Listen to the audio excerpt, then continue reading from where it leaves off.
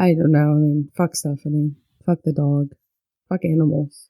Are we recording? Oh. We are recording. Yes. Sorry.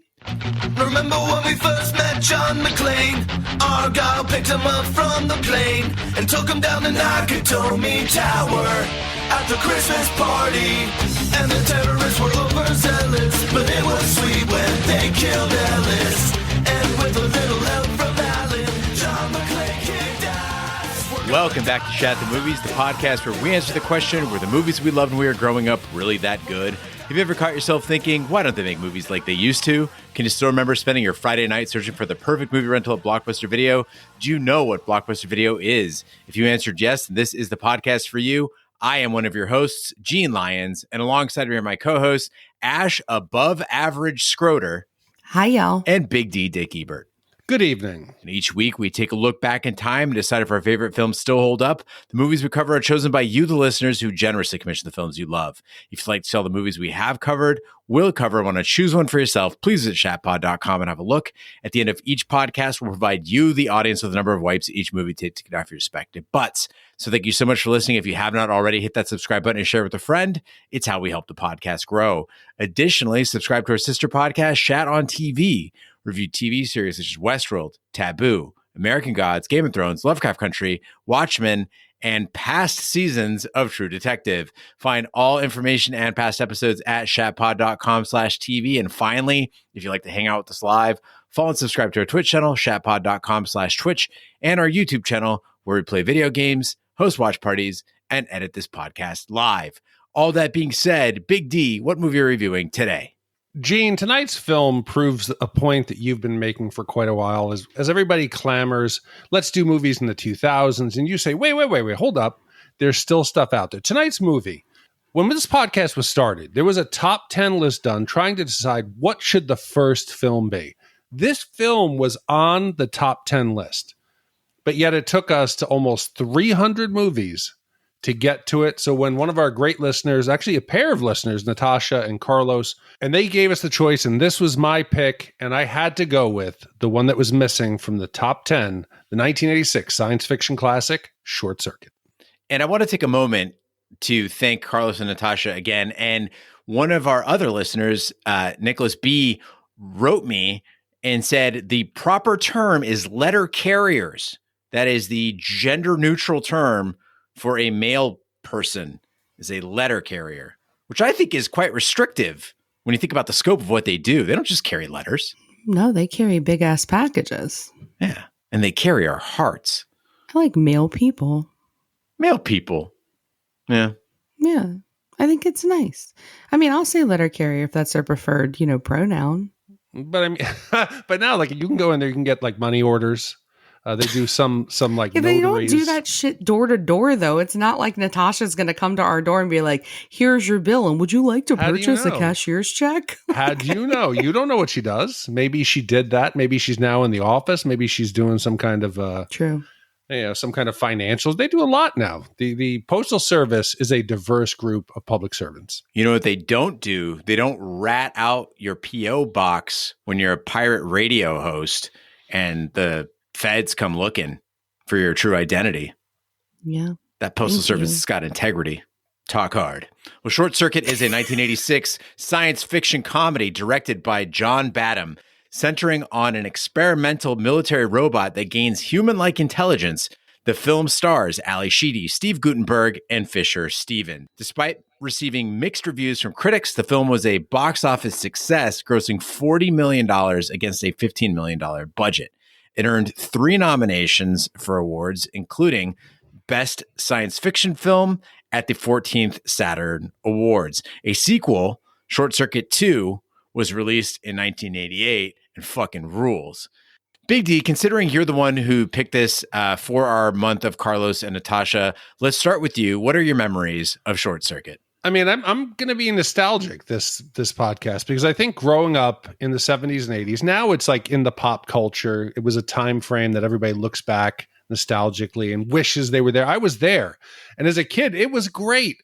Science fiction became mainstream. I mean, in the late 70s into the 80s, you had Star Wars, And once it was proven to be profitable, it was a nonstop stream of aliens, time travel, robots, video games, spaceships. And this film was right in there. It was a great time to be a kid and watch movies. And I remember Short Circuit. It wasn't one of my favorites, but watching it again now, so much of it was burned in my memory. I didn't think I would remember the plot. I was remembering lines, scenes. It was a lot in there, and it was buried some 37 years after seeing it. And it's been taking up space in my mind ever since. So thank you, Natasha and Carlos, for getting me back there. And this is probably the last time, not because it's a terrible film, but this was probably the last time I realized at my advanced age, this will probably be the last time that I dedicate an hour and a half of my life to Short Circuit. Big D, you better hope that you never end up in the hospital with me at your bedside, because like in your last moments, I'm going to be like, hey, guess what? It's time. Short Circuit. No, you're going to be like Forrest Gump, like, hey, Big D, want some ice cream? You want some ice cream? Short Circuit. We can watch some ice cream. Huh? Short Circuit. I don't understand that reference. When Forrest Gump is annoying Lieutenant Dan in the hospital? Yes. When he said, Lieutenant Dan's like, leave me alone. And Forrest is there with like 2 ice cream cones. After he was shot in the ass. And Lieutenant Dan takes it and fucking sticks it in his little bedpan. That's going to be me. Yeah, this is a weird one for me. I don't remember much about it at all, but I do remember that I loved it as a kid. Like, I have this memory of really enjoying this movie. And I also remember that for some reason it made me cry. At least I think I did. It could be like a made up memory, but I'm pretty sure I did. So this is kind of like a weird repressed memory from my childhood. So I was glad to get to see it and like remember a part of my childhood that I clearly blocked. I'm always jealous when the two of you can tell me exactly what theater you were in, who you were with when you saw a movie. And I don't generally have that specific a memory of the first time I saw a movie. Short Circuit, I do, though. It was my first trip to Texas, and this is 80s Texas, okay? This isn't today's Texas. This isn't like all the bad baggage that Texas carries around with it. This is back when Texas was like wild and cool and very like tech focused. My aunt and uncle had just moved there. My uncle's a computer engineer, and so I go there. I'm hanging out with him. He's telling me all about computer engineering, and then we watched this movie, and I was convinced that my uncle went to work and he built things like Number 5. I spent years believing it, that he went to the office. There were these friendly robots that like explored the world with a sense of wonder and were just roaming all around Texas. And needless to say, as a 6-year-old, I love this. I love this movie. I watched the sequel. I ate it all up. And I was excited to see, Carlos and Natasha, if that nostalgia and that feeling of goodwill extended to this watch. And you're going to have to wait and find out. Let's hit the trailer. It's the ultimate soldier. It doesn't get happy, it doesn't get sad, it doesn't laugh at your jokes. It is quite simply the most sophisticated robot on Earth. At Nova Robotics, the future is in good hands. You're doing real good. Just keep working on those last 2 bars. Thanks to Dr. Newton Crosby. Originally, I designed it as a marital aid. But artificial intelligence has gotten too smart. It's malfunctioning. It might not do anything. But it could decide to blow away anything that moves, couldn't it? Because $11 million worth of robot just hit the road. Wow! Number 5 is alive. Welcome to my planet. You just have to find Number 5, get some answers. Why don't you come on in my house? And it's got a lot of living to do. Whatever it takes to put that stupid contraption out of commission, that's what you do. Need input. Haven't had enough of this stuff. More input. More input. And they can seem quite lifelike, but they are still machines.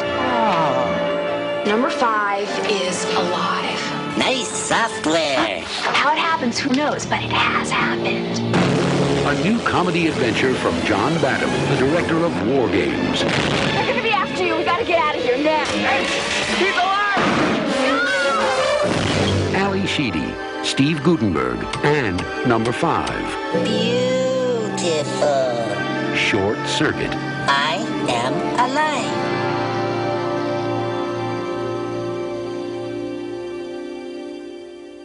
Nova Laboratory robotics experts Newton Crosby and Ben Jabituya develop robots for the U.S. military to use in Cold War operations.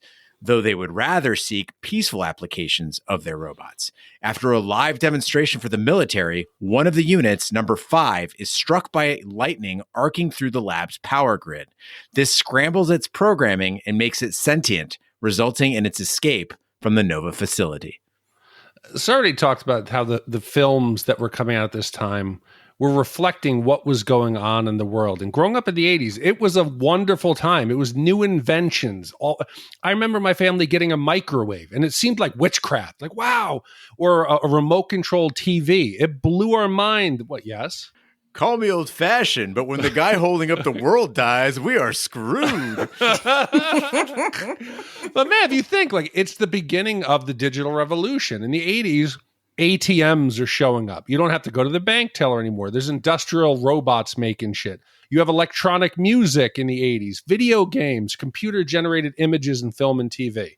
And it became part of an everyday life for everybody. So you would see this, and it was a time of wonder. You're like, holy shit, what's the world going to be like in the future? And you could see robots rolling around, and you could think this is what it was going to be. And it led to movies in the 80s that are iconic. You got all the tech movies. You got Tron, War Game, Short Circuit, Weird Science, Blade Runner, RoboCop, Back to the Future.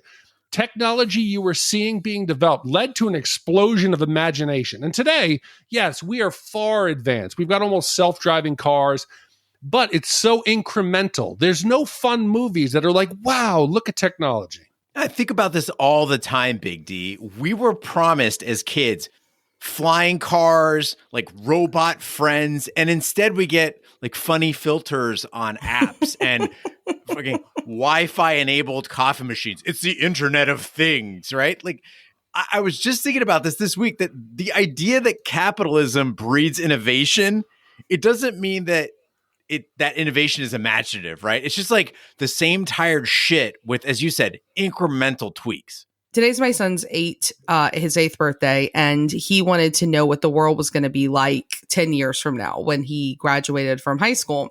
And he said, you think it's going to be a lot different. And I said, well, what's funny about that is that when I was 8, I thought that like legit there would be like DeLoreans that were going to be going back to whatever future that was. And I truly believed that like aliens were going to have abducted at least somebody that I knew, or at least, we'd see them in the sky or something like that.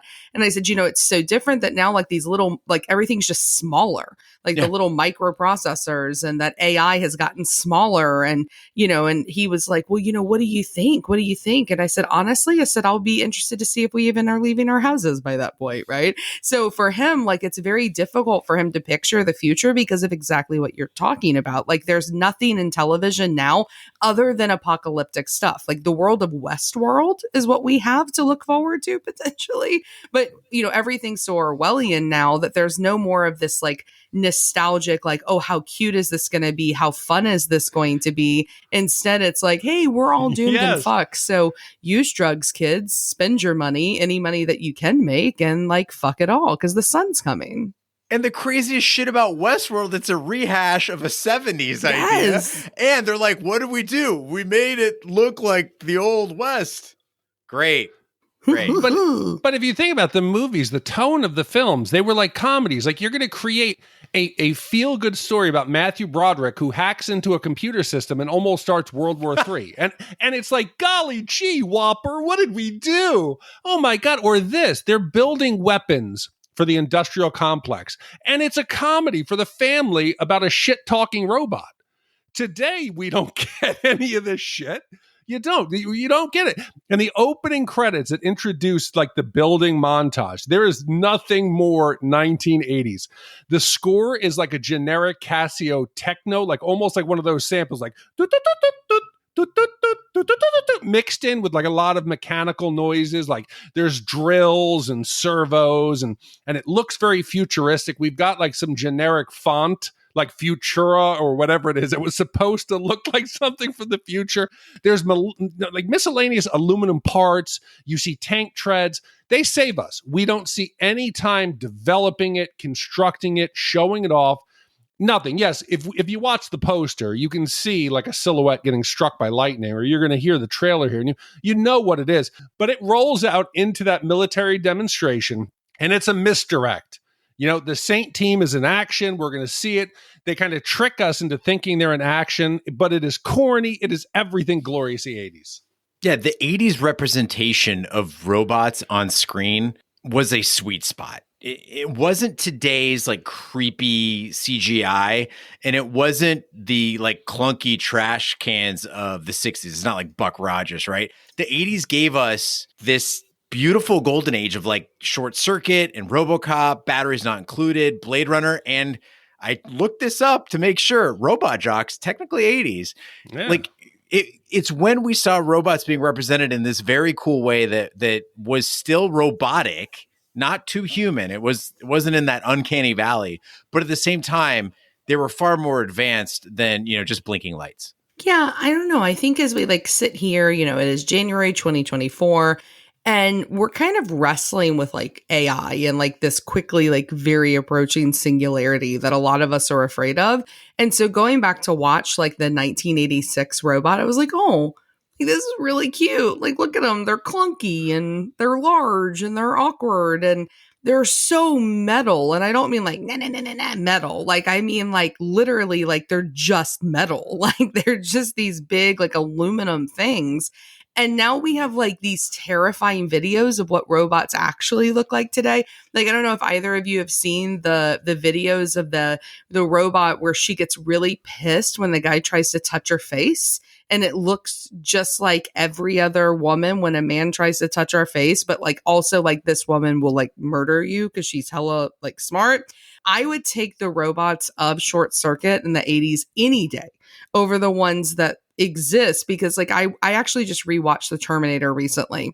And even in The Terminator, they're so clunky. Like the Terminators at the beginning when they're like walking up out of the water and they're like, like they need like oil can because they're so like, you know, like rusted and like the way that they move and the way they hold their guns looks ridiculous. I would take that any day. Skynet, the real Skynet that's about to be created and like kill all of us, like those fucking robots are terrifying because they look fucking like us. I totally agree. And oddly, this robot design makes sense. Like these robots were adapted for military application. You can tell that was not the intent originally. Like they're not optimized. They've got skinny necks and like these incredibly dexterous hands where they can make like cocktails and stuff, which you don't really need if you're just out there to kill. And when we learn that Crosby opposes using the robots as weapons, suddenly it makes sense. Like the lasers and stuff are all add-ons. And my favorite moment is when number 5 is like thrown off of the bridge. You're like, oh no, he's gonna die. But he has a parachute because he's a military robot, but he has to press a button with his own hand to get to it. Like these robots were, you know, they're meant to be your friend, not kill you. No, because you look at these and I'm not afraid of them. I'm thinking, yes, he's got a laser, but I could defeat these guys. A group of Gene, you, King B, and some of the guys who go shoot out in the desert with you. We could take them on. Terrifying shit is I'm watching a video with Emma about Boston Dynamics where they do the demo of those dogs they have and the parkour robots, and they're doing like a synchronized shit. I know they're going to be chasing humans at some point in history and killing people. And people are going to be like thinking, why did we create dogs? Agile dogs that will come after and hunt us. And this was a quaint time in the 80s where these things weren't really thought out. And you, Gene, you mentioned the design of the Saint, and it was adapted to the military program. But let's just say this is your big demo. You're selling it to the military. Are you really ready for the big stage? You roll it out there with such glaring weaknesses. It is not ready. Okay, let's put it out there. It's supposed to be tactical. Instead, they show up with robots with giant red eyes and a polished like steel finish. They're not tactical. You can see them. They can't even protect themselves from rain and a little bit of lightning, let alone armor. The like small caliber rounds are damaging them. There's all little wires exposed. For God's sake, you just open their chest and there's a red button to turn them off. Okay. And let's not even get into the main 3 vulnerabilities. If you want to take out a Saint team, mud, an outhouse, and a piece of rope. What was fascinating about that original demo too is that you see the tank rolling up and you're like, hey, what would happen if the tank fired at them? I mean, their lasers, they're like, it's like a, you know, like a Star Trek phaser. It's like warming up a little bit. You're like, yeah, just Shoot them. Fucking shoot them. Well, number 5 is found by Stephanie Speck, an animal caregiver who mistakes him for an alien. She takes the robot into her home, where she provides him with input in the form of visual and verbal stimuli. Stephanie continues to help the curious number 5 learn about the world. She eventually discovers that the robot was built by Nova and contacts them. Nova's CEO, Dr. Howard Marner, orders Crosby and Ben to recover number 5 so they can disassemble him. So when people remember this movie, and I'm sure everyone thinks they remember, you remember the main characters. You remember Ally Sheedy, Guttenberg, Fisher Stevens. Nobody remembers Frank. And Frank, the boyfriend, is a typical 80s asshole boyfriend. But I think in the less than 10 minutes he is in, he gets up on the Mount Rushmore of maybe depraved asshole characters that we have ever covered. He is despicable, and he is an all-time Shat bad guy. So Frank, he is definitely in the top 10 list. And I acknowledge we only see superficial things of Frank. We don't know. Maybe he volunteers. Maybe he's nice. Maybe he helps at the shower. But the shit that we see, I don't ever remember a character, okay, threatening to take his girlfriend's dog to a shelter that does experiments on animals. He stole money from Speck to buy his car. He runs around her house with a loaded rifle, goes out into the front yard, threatens her, shoots off about 6 or 7 rounds, and threatening people. A ricochet could have killed a kid down the street. He is truly a monster. And I can't imagine, Gene, if somebody threatened to take your dogs when you're at work and bring them to some kind of experimental, like, fucking, I don't know where they do. Where they're testing cosmetics. What would you do? Yeah, I would kill them. Seriously? Like, no joke. I would murder a person who tried to do anything to my dogs. But the animal cruelty question, if it's not my dog, I've been thinking about that a lot lately, because I used to, I was a hard line 3-4 years ago where I had a cousin who bought a dog from a breeder, and I did not talk to that cousin for several years. We had a big fight about it. And lately, I've been thinking a lot about, is it my place to tell people how to treat animals, or what's right and wrong with it? Sarah's sister, she breeds cockapoos. She sells them. They're mixed breeds, and essentially they're mutts, right? It's not an AKC breed. There's a market for them, right? She sells them for about $2,000 a pop. And those dogs are constantly pregnant. It's just, as soon as one litter is born, another litter is being produced. And so when I go over there, when we go to visit her, I feel bad eating or drinking anything or sitting on their sofa, because all I can think is, what if this was purchased with that puppy money?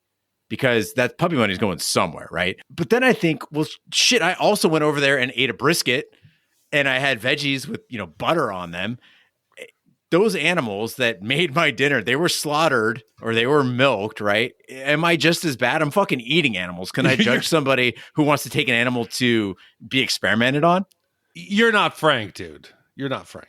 I also think there's a big difference between buying a dog from a breeder and experimenting on an animal, right? So where do we draw the line, though? So you guys, okay, you find out that a family member bought a dog from a breeder, right? Yeah. Are they on your shit list? No. Okay. No, but if someone stole Marshmallow, yeah, and they were going to stud him out, he'd probably be They'd be disappointed. They'd be disappointed because he can't perform.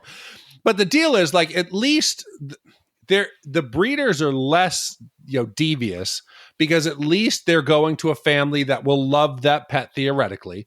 If he goes to a lab, Beasley, and they hold his eyes open and paint different cosmetics to see which irritate his eyes or skin, whatever they do tests on them, that serves no purpose. I don't know. I think it's complicated, right? Because for us, so I haven't been ready to get another dog ever since our dog Sonia died back in 2020.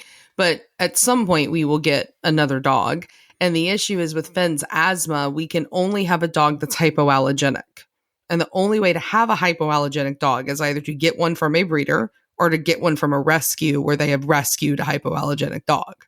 And so we will try to get one from a rescue. But there's people like us, that are, I can't go to a shelter anymore and just pick any dog because of my kid. Oh, you're fucking done. Gene's going to hate you. No, because most likely we will Monster. get one. Most likely we will get one from the Golden Doodle Rescue, from all the people that buy these like $5,000 Golden Doodles for Christmas because they think dogs are presents, like for Christmas Day, and then they can't take care of them because they're so hyper and so active, and so therefore they give them up, and then they have these Golden Doodle Rescues. That's most likely where we will get one from. I mean, I have no intention of going and buying a $5,000 dog from a breeder, but I'm just saying, I think a lot of people wouldn't go through that work. I mean, I get why some people, go to the breeder. Yeah, I mean, again, like I've softened my stance on it. If you're out there listening, you're like, oh, I got a breeder, Jane hates me. I probably do, but it's not because of the dog. It's for other reasons. Yeah. No, I would never. I got to tell you, I'd be furious with someone who bought a dog from a pet store. Like, because like I think there's tiers, right? Where you go to like SPCA and you get one from there, and then there's the people who buy them from breeders, and then there's the people who buy them from like the breeders on Craigslist, right? Which is another level of breeder, because there's the ones that are certified and at least like they're checked, and then there's like the puppy mills, and then there's the fucking pet stores, and like those pet stores are disgusting. Like I can't even, like my kids like to go in them, like I can't even go in them because they make me so angry. Yeah, and to be clear, just before we go off the topic, Sarah's sister is like, it's in their home. The puppies are like cared for in the house. They're raised in a family environment. And then they're one by one. They're very selective about who they, sell them to. I'm just like, hey, maybe let the dog just hang out and not get pregnant. That'd be pretty cool too. She's a great dog. And while we're on the topic of me softening my stance, I also want to talk about another thing that I used to be really pissed off about, but I've recently gotten very, I would say, chill with. So when we did Hackers, we talked about Fisher Stevens. And whenever you talk about Fisher Stevens, it always comes up that he plays Ben and he's in brownface and he's imitating an Indian man, right? And for years, I've been told, and I have repeated that lie, that Fisher Stevens does this movie in brownface. He's doing this over-the-top East Indian character, Ben Jabituya, whose name, by the way, changes in Short Circuit too for some reason. I don't know. I was relieved when Short Circuit set the record straight, because Crosby asks Ben where he's from, and Ben says Bakersfield. And then Crosby clarifies, where are your ancestors from? And Ben says Pittsburgh. He's not Indian. The script of the film. Dude, you're joking. You're fucking, where are you getting your information from? You're fucking crazy. You're crazy. There is nothing about him that demonstrates he was raised anywhere other than India.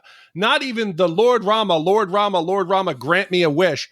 That's not a dude from Pittsburgh. There's nothing that says this dude is second generation or beyond. He may have immigrated to Pittsburgh, but he is trying to assimilate himself. He's trying to come up with like the jokes or American like sayings that he has overheard, and he's butchering them. He's butchering and saying things that you would never say unless you were a second like language speaker for English. My mother does this shit. So I did some research, Gene, because I wanted to make sure. Fisher Stevens was told originally that his character was a white grad student. And then it was changed by the director and the co-writer, John Badham, to be an Indian character. Asked if he could play, quote, Indian, Fisher said yes, and immersed himself in doing the work. He started yoga. He traveled to India. He started reading Indian books. He studied with a dialect coach. Lived in India for a month before shooting. Fisher Stevens now said he regrets doing brownface. He said it haunts him to this day. I still think it's a good movie, but I would never do that part again. Now, he is not from fucking Pittsburgh, okay? The man is joking when he says that. I just think he's fucking annoying. We have a chatterbox robot who's quoting TV. I don't need to have some fucking, I don't even want to call him, I am standing by myself, beside myself. I don't need a guy in broken English saying, I'm standing here beside myself with excitement like this. Who needs an enema? Bye-bye, goofy woman. I enjoy repeatedly throwing you on the ground. He's a stupid character. And it was originally Bronson Pinchot who they got to do this. Then Fisher Stevens came back in. So it could have been far worse. Bronson Pinchot wasn't willing to do the yoga and traveling to India. They were like, we needed somebody who was serious about this role. Well, somebody who wasn't method acting was Ally Sheedy. Also not from Pittsburgh or India. And here's the thing. I love Ally Sheedy. I think she's adorable. I think she's quirky. I think she's really pretty. I absolutely love her in The Breakfast Club, basket case all the way. adore her and her little I'm wearing my pearls in the shower sex scene in St. Elmo's Fire because I'm cheating on my Republican boyfriend. One of my favorite 80s moments. Please, someone commission it. And she makes me very happy. I really do enjoy her. But here, though, I didn't. Like, she's a bit unhinged in like a non-fun way, like from her like oversized sweater and like her messy like look how interesting I am apartment and look how quirky it is and look at all my encyclopedias and then look at this weird chair over here. And then it was this whole thing of when she meets Johnny Five. Like, how do you mistake this thing for an alien? Like, how do you just bring it into your home? How are you just casually talking about it? Like, you know, aunts, not aunts. And then all the dancing. Like, y'all, I was bummed because I was not about her in this. In her defense, I don't think Oregon existed until the 90s. So 80s Oregon is a mystical and strange place that just existed in people's imaginations, I think. Did anybody talk about Oregon prior to the 90s? It wasn't even a thing. Well, for the Goonies, it was. The Goondocks. Yeah, also a weird place. Yes, you know, where you have, what was Schwarzenegger when he was the teacher? Kindergarten Cop. That's the only thing I knew about That was Oregon. all the 90s, though. Well, Goonies wasn't, but Kindergarten Cop wasn't it? Yeah. We should know that. We're a podcast. But is she that big of an idiot? She didn't know the big notice the label on his back or the number on his head? Well, in her defense, also, Johnny Five is an alien life form. Oh, like good. He's not extraterrestrial, but he's intelligent life that is not human. And she asks him, much like Travis Walton would, you know, if there's a brain inside a machine, like is he in a jar or something like that? Not to offend him or whatever. This is certainly more plausible than the story we got in Fire in the Sky. No, I'm going to shut that down. He looks like a fucking robot. He looks like something you'd buy at like a robot like thing. Like he looks like a fucking robot. He does not look like a little spaceman. He looks like a fucking robot. Well, at least then we got to give her credit for selling that robot. And I don't mean like for money. I mean like selling the idea that Johnny Five is alive. Because this movie really relies on a couple different tactics to make us believe in number five, right? There's the voice acting by Tim Blaney. There's the sound design and the practical effects. All those went a long way to bring him to life. But if she wasn't working her ass off, there's no way anybody would believe that Johnny Five is alive. She is, remember, and I forgot several times while watching this movie, acting by herself for huge swaths of this movie. I believe number five is real because she believes that he's real. And those looks that she's giving, the smile on her face, she seems genuinely amused and adoring and understanding of this robot that I keep forgetting is not a real person. She was on set often with nothing or with anything, a model of the robot. I think this is one of the most underrated 80s performances. Yeah, I mean, I think the key part is you have to get the eyes right. The eyes are what sells it. It's how you emote. It's, what are they, the window to the soul or whatever they say it is. And you think about like WallE or Yoda. I was watching a behind the scenes of The Empire Strikes Back, and they were talking about the design of Yoda. And what finally worked was they went from like Goblin and they started using shots of Einstein when he was older for the wisdom in his eyes and his Frau. What is this Frau? It's like his German woman, wife. You son of a bitch. You fucking got me. Do you mean there. his brow? His brow. No, not like, his like Fräulein. his furrowed brow. His furrowed brow. That's, okay, I like it. It's his Frau. That's how you connect it. And you know what's so fucking sad I learned? The Johnny Five that survived from this movie, they used his parts in 86. It was a Wes Craven movie called Deadly Friend, where they turned him into a killer robot. Johnny Five's soul is in a killer robot. You know, I will tell you, you're onto something with the WallE connection here, because I kept thinking about that. And, you know, WallE is by far my favorite Pixar film. I think it's absolutely beautiful and wonderful. And the way that they animate his eyes in that, where when they turn down, he's sad. When they turn up, you know, he's happy. But I think the difference is Johnny Five is so like staccato because like they didn't have the technology. Yeah. So even though they could like turn his eyes down a little bit, he didn't have those little hands that like WallE has where he gets all excited when he claps them together and they kind of tink. You know, he didn't have, you know, the types of treads. You know, he was just so big and bulky that it was lost for me. Yeah, and I will give them the pass. It took 18 individual people to control each of the Three Stooges.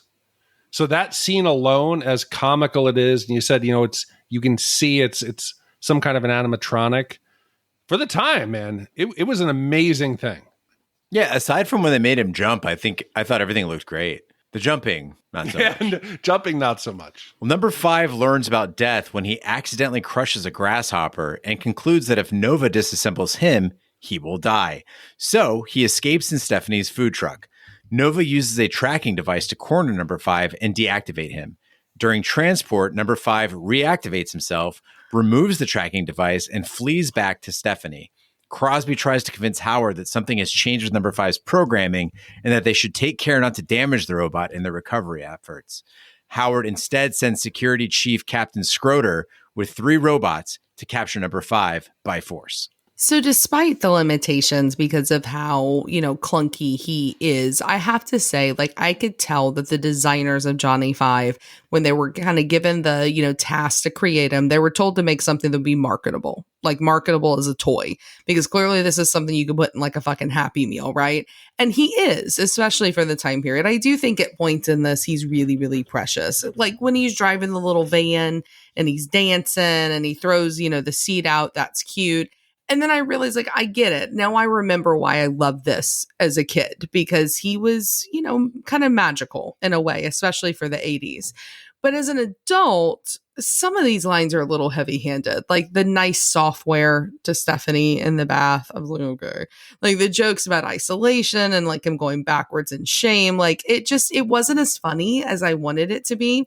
And it made me kind of question, Big D, I felt like you, right? I'm trying to figure out who the audience is. Who was this movie made for? Because it feels like it's made for adults in a lot of parts of it with the jokes that he makes. But it's so childlike. And so I couldn't help but think of a movie like Honey, I Shrunk the Kids.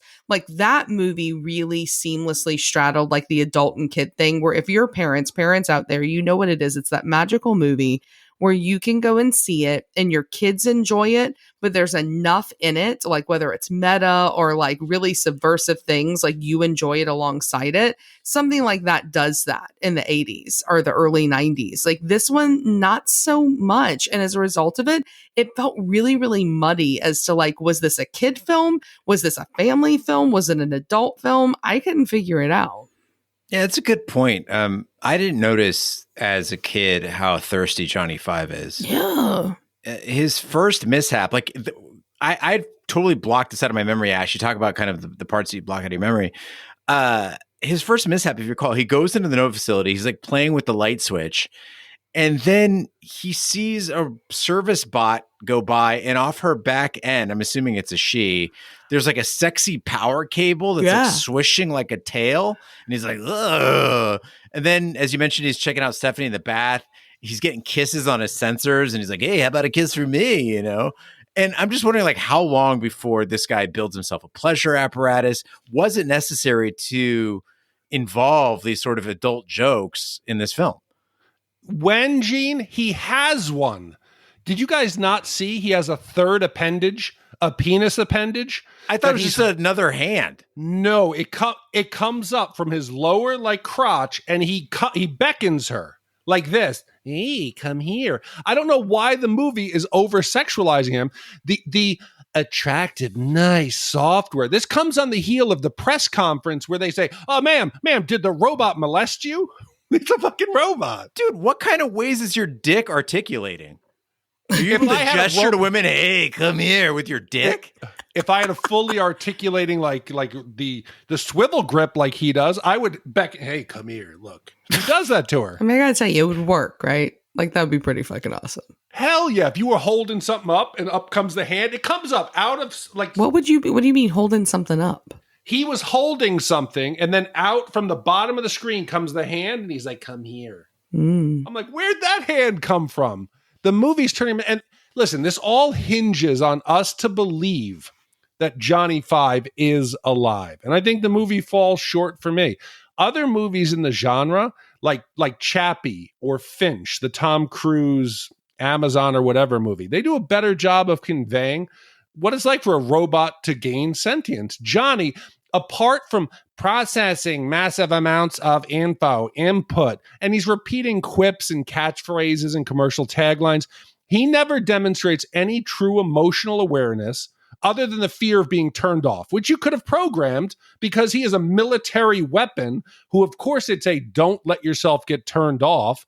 But he's not sharing any insight, anything he's learned. He doesn't have empathy for the grasshopper that he just killed. He should have said, man, I just took a life and felt bad and started to think about his creation or the nature of the world. And that never comes into it. He just keeps saying, I'm alive. And, oh, what's our big new Turing test? Oh, he laughed at a joke about a priest, a rabbi, and a fucking whatever. We have to have a higher bar set for sentience other than laughing at a religious joke. Yeah, that Rorschach test also was not super convincing. One of the simplest things for a machine to do is recognize patterns. Johnny Five is like the blot. He's analyzing the blot on the paper as his chemical composition, but then he also then steps up and says, or butterfly or bird or leaf. Listen, it's 2024. Fucking software can do that. Like, it's easy to do. He is alive, I think, but these tests certainly don't prove it. And Big D, is it really fair to compare this to Chappie and Fit, which came out like 40 years later? Yes, because they get the emotional component right. I don't know. I do think y'all are being a little tough here on that. I mean, like, this isn't fucking Ex Machina, right? Like, the purpose of this movie is not to convince us, I think, that he's alive. I think we're supposed to go in with the belief just that he is and accept that. And I was okay with that piece. Like, I was okay with being like, okay, he's alive. You know, we believe he's alive. And I think in the 80s, this was as like alive as a robot could be to us and it not be scary. Like, you know, I mean, like, you had the Terminator, and is he alive? I mean, I don't know. Was Skynet alive? I don't know. I think for the 80s, this is alive for robots because we didn't know any better. But I think the problem is, like you said, who was the audience? So they were doing jokes and slapstick for the kids. For me, when he says, hey, laser lips, your mama was a snowblower, I'm like, this fucking thing is not alive. He's just repeating shit that he's heard. That is not something a sentient robot would say. So you're saying Bumblebee and the Transformers is not alive? Because that's all Bumblebee does. I know it is. I know it is. The Autobots are alive. I don't know what I mean. That's a real point. No, well, yeah, no. I was just going to say, does it mean Roger Roper is not alive because all he does is quote movies and TV? I don't know. I mean, he's never passed the Turing test for me. I haven't peeled his skin back, and he does laugh at religious jokes, so he's passed the Turing test here for this. Does he have a third appendage that can wave and, you know, beckon women toward him to be negged? That's a deep. You guys leave Roger alone, screams the audience. Oh, shut up. You can't bait us into that and then act like we were the ones. Oh, no. I was speaking on behalf of all the people who then message us and they're like, you know, I really like the show. You guys are doing the best work ever, but just it's like nails on a chalkboard every time you bring up Roger. He's part of this show's history. No, you're wrong. You're wrong. What it will be is, you know, thank God for Big D that he's stayed classy because Gene and Ash, man, they want to do all the time is just shit on the people who came before them. Yeah, Big D's the glue that holds this podcast together, always keeping us on task, always making sure we get our work done. Yeah, we learned today, folks. If you don't want to piss Gene off, don't breed animals or talk shit about Roger Roper. Yeah, I'll fucking come down on you like a third dick or you whatever. Come up on you like a third. Yeah, thing, come right? up on you like a.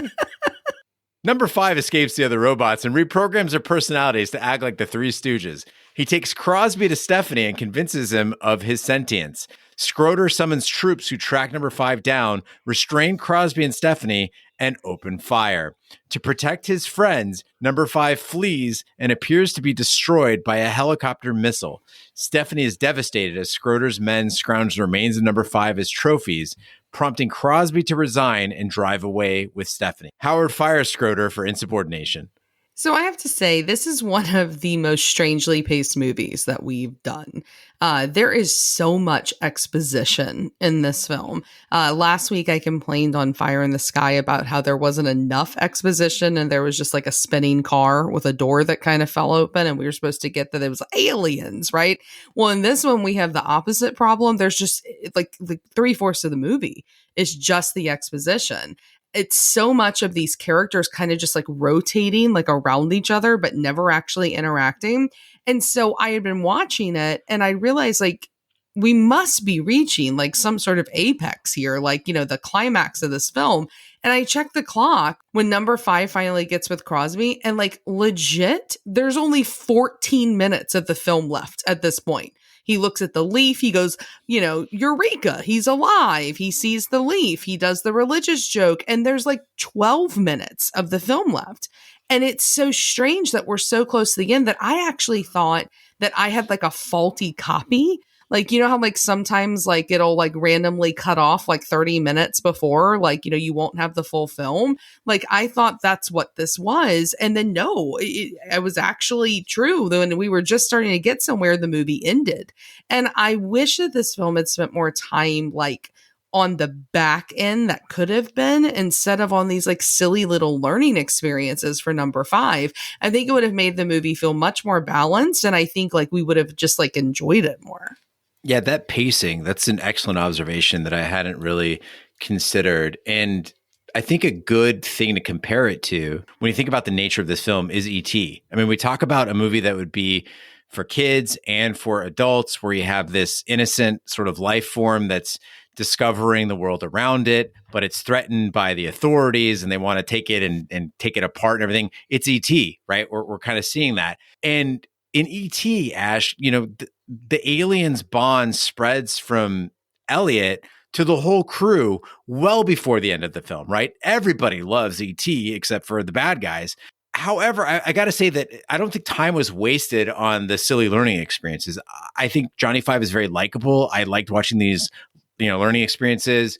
I think it's classic when he's reading through the books all super fast and tossing them and then reading into another one. And, you know, the fact that he's got to mumble to himself while he's doing that, I think it's all really adorable. His interaction with the animals and flying off of, you know, railing and stuff, like all that is really great. The problem is, as you said, is that then that turn at the end comes way, way, way too late. And either the movie needed to breathe a little bit, add another, you know, 15 to 30 minutes, or introduce that convincing moment where they decide he's alive much earlier in the film. Well, Crosby and Stephanie are surprised to discover that number 5 had hidden under the van, having assembled a decoy of himself from spare parts to mislead the military. Crosby suggests taking number 5 to a secluded ranch in Montana where there would be much input for the robot, and Stephanie agrees to come with them. As they drive off, number 5 asserts that his name should now be Johnny 5, based on the El DeBarge song Who's Johnny?, which had been playing on the van's radio. It was like watching this film, like this weird moment when like my memories came back. You know, I said at the beginning, I couldn't really remember a lot, but I remember I thought I cried. And then we got to the end and went, oh, okay, here it is. Like, this is the reason I cried as a kid, because you spend the whole movie like loving number 5. Like you love him. You think he's funny, only to see him die, and not just die, but like parts of him like paraded around, like, you know, fucking Robb Stark's, you know, direwolf's head on his body in Game of Thrones. Spoiler alert. They should have fucking watched it by now. You know, after the Red Wedding, like it's just that bad. Like, and this had to be hella traumatizing for me and all of us as children. I mean, if you've not seen it before, like they actually have like his head with like an eye falling out, and there's no blood and there's no like, you know, motor oil or anything like that. But there are cords, which I guess is kind of like his insides. And only in an 80s film, like, would this be okay? Like, only in the 1980s would we do this and parade around this dead, supposedly sentient robot's carcass for us all to see and be like, look at this. I could use this on my bike pump. You know, I mean, and like as an adult, like I have to be honest though, that while I got why this was emotional when I was a kid, as an adult, like I didn't really feel anything. And I think it's because of how quick the plot turned. Like, I think exactly what you just said a few minutes ago, that if they had let it breathe a bit, I think I would have had more like of an emotional, like resonant reaction, but I just didn't. And I was bummed by that. Consider yourself lucky, man, because I was still pretty crushed. Like when that one guy is playing with Johnny Five's arm like a trash grabber, I legit got angry. You motherfuckers.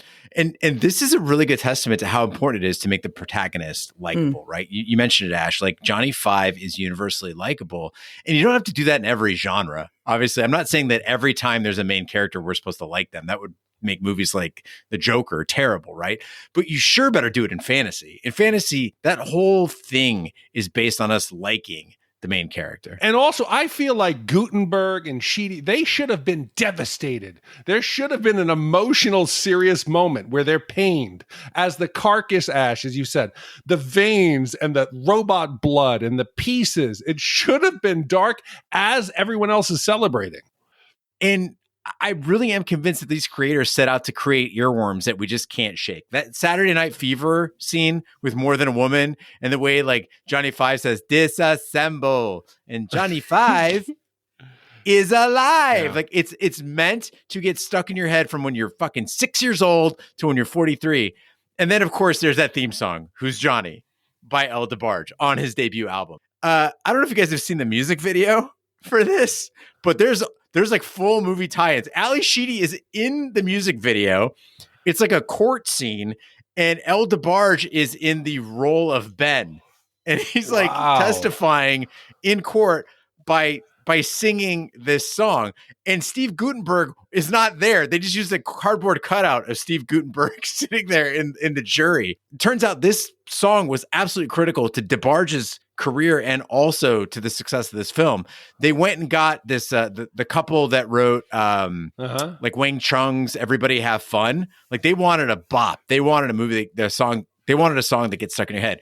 The same couple also wrote Starships, We Built a City, and Top Guns, Playing with the Boys. So this was no accident that this song's tie-in is critical to the success of the film. The goal was to make this movie that gets stuck in your head for life. Now's the time in the podcast we give our Shat score for Short Circuit.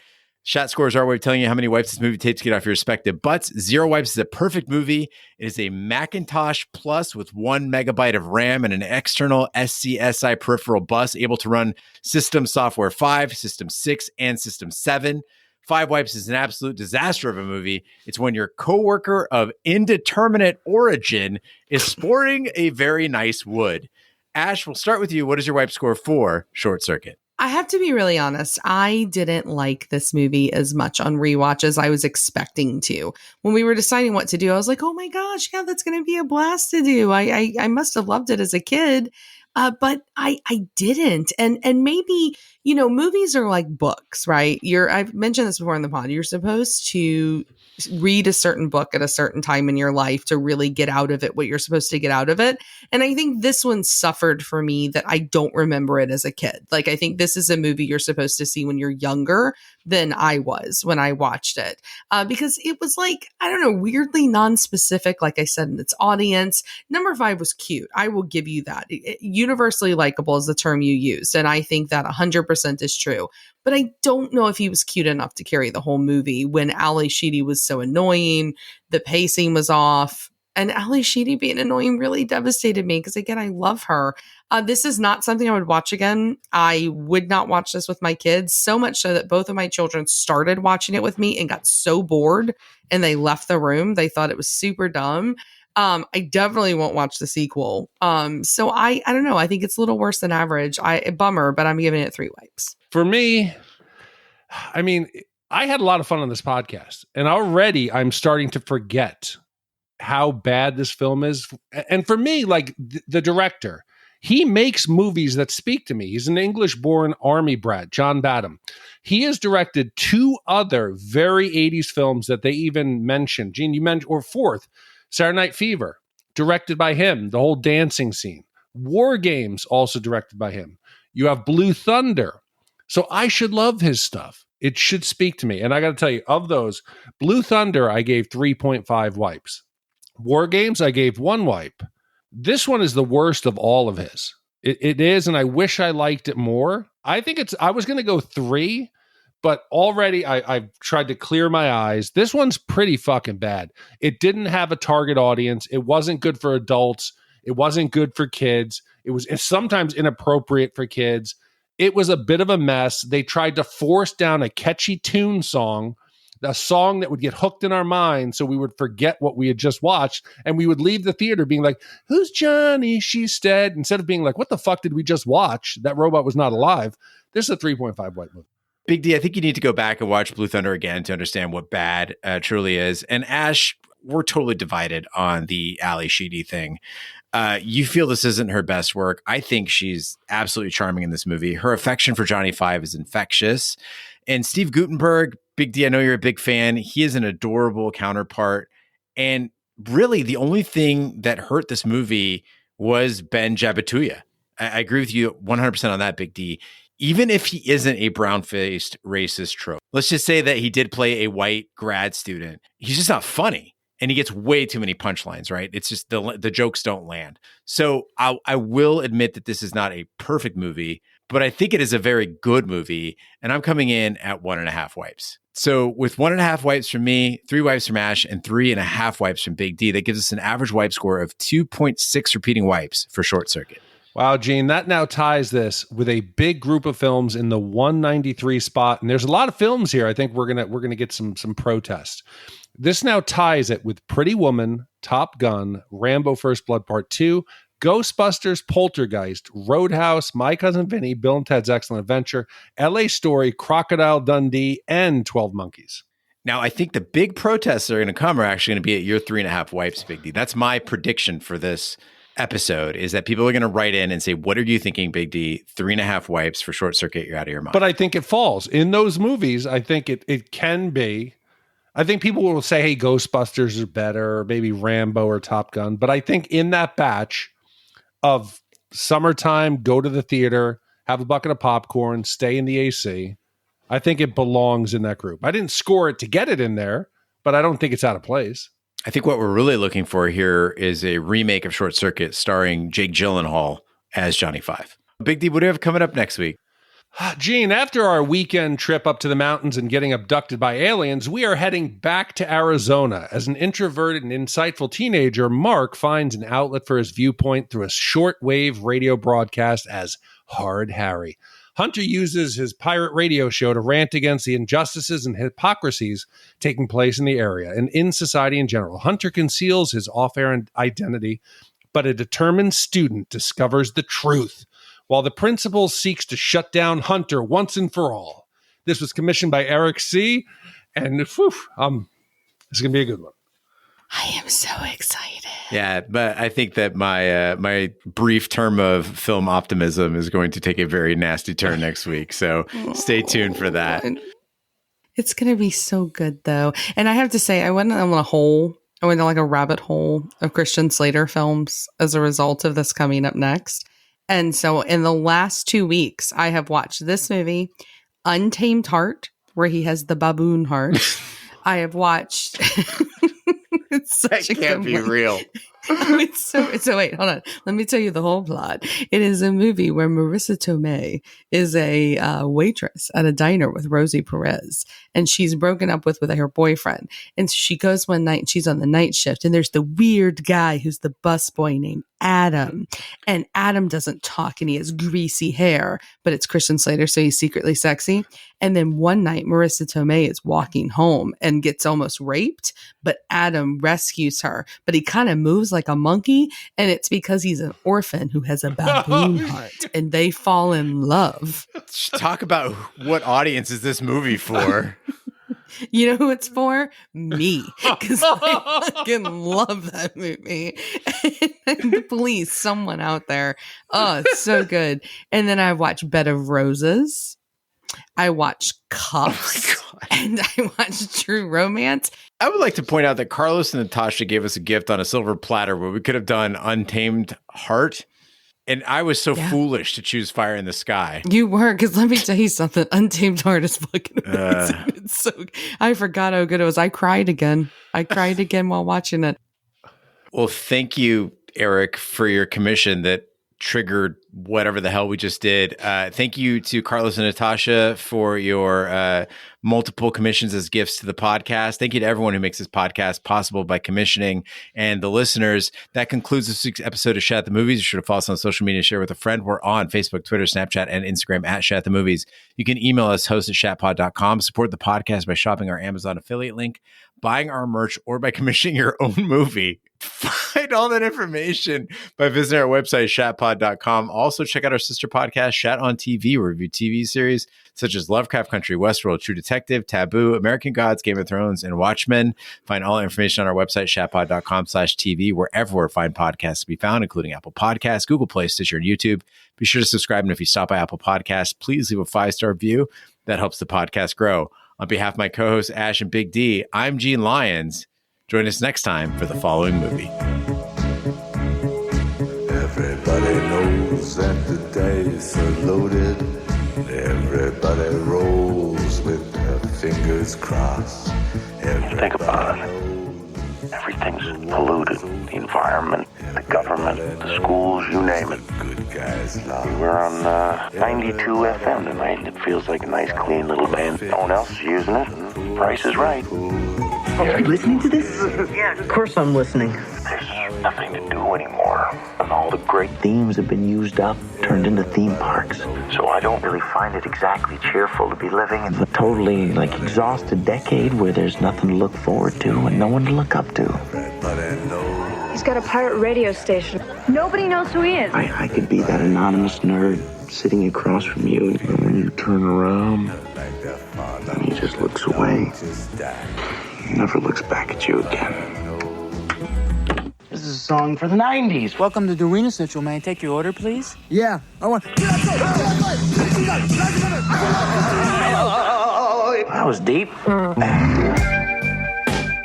I like the idea that a voice can just go somewhere uninvited, like a dirty thought in a nice, clean mind.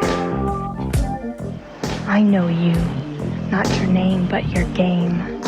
Come to me, or I'll come to you. So you are him. What I give for a kiss? What am I gonna do?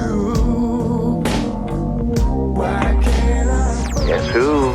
It's me again with a little attitude for all you out here in white bread land. It's 10 o'clock. Do you care where your parents are? Dad, I'm in jail.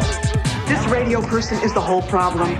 Are we going to allow this guy to be heard by anyone who can turn a dial? I'm in jail. I'm gonna stay here. I like it here. And he's trying to tell you that there's something wrong with this school. Rise up. Man, you're not supposed to be What here. do you want to slam me? Come on, Bill, I'm a big fan of yours. Get off the bus. Get out! It's out of control. Why not do something crazy? It makes a hell of a lot more sense than blowing your brains out. FCC, you know what that means? This phone call has been traced. This is my life you're screwing around with here, you know? Not anymore, it isn't. This is everyone's life. Mark, you can't leave it like this.